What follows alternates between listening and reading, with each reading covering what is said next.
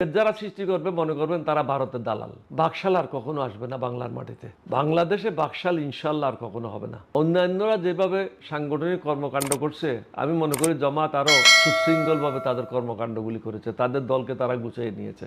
যদি যুদ্ধের সংখ্যায় 1,10,000 হয়, 30 লাখ মারা যাবে করতে। জনগণ নারী কিন্তু এতগুলি মারা হয় নাই। শেখ মুজিব পাকিস্তান জেল থেকে ছাড়া পাওয়ার পরে গেল কোথায়? ব্রিটেনে গেল, ইউকেতে, লন্ডনে গেল। লন্ডনে গিয়ে ওখানে আমাদের খুব প্রসিদ্ধ একজন সাংবাদিক সিরাজুল ইসলাম বিবিসির, ওনার সাথে তার প্রথম দেখা হয়। তিনি তখন সিরাজুল ইসলামকে জিজ্ঞাসা করছেন যে, সিরাজ, সবাই আমাকে এক্সেলেন্সি বলতেছে কেন? বলছে, তখন উনি ওনাকে সম্বোধন করলেন বঙ্গবন্ধু হিসেবে। বলে, বঙ্গবন্ধু, আপনি জানেন না বাংলাদেশ স্বাধীন হয়ে গেছে? বল, তাই নাকি? কখন হয়েছে বলো তো? সিরাজের কাছ থেকে তিনি লন্ডনে বসে জানতে পারলেন যে বাংলাদেশ স্বাধীন হয়েছে। তখন সিরাজের কাছে জিজ্ঞাসা করেছিল, এখানে কি কি হয়েছে বলো? বলছে, শুনেছি 3 লাখের মতো লোক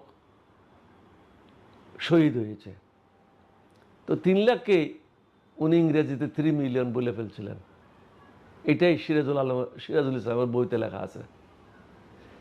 আমাদের 11টা সেক্টর ছিল। একটা সেক্টরে ম্যাক্সিমাম, খুব বেশি ধরি 10,000 লোক ছিল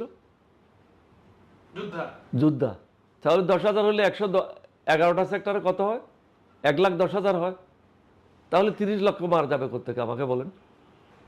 যদি যুদ্ধের সংখ্যায় 1,10,000 হয়, 30 লাখ মারা যাবে কোত্থেকে? জনগণ, নারী কিন্তু এতগুলি মারা হয় নাই। আপনার তথ্য তো আছে, তথ্য ছাড়া তো না। 30 লক্ষ লোক কি সোজা কথা বলতেছেন আপনি? 30 লক্ষ লোক তো বিশাল একটা ব্যাপার। হয়তো 10,000 হইতে পারে, 15,000 হইতে পারে, 20,000 হইতে পারে, কিন্তু 30 লক্ষ তো হইতে পারে না।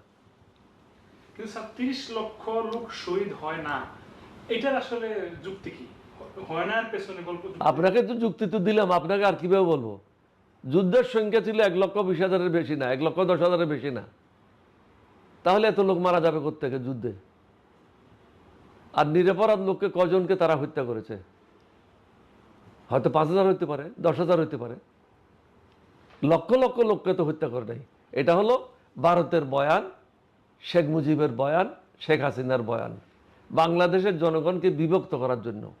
কারণ তারা চেয়েছে বাংলাদেশের জনগণকে বিভক্ত করে ধর্ম থেকে তাদেরকে বের করে নিয়ে আসা, এখানে নাস্তিকতা প্রতিষ্ঠা করা।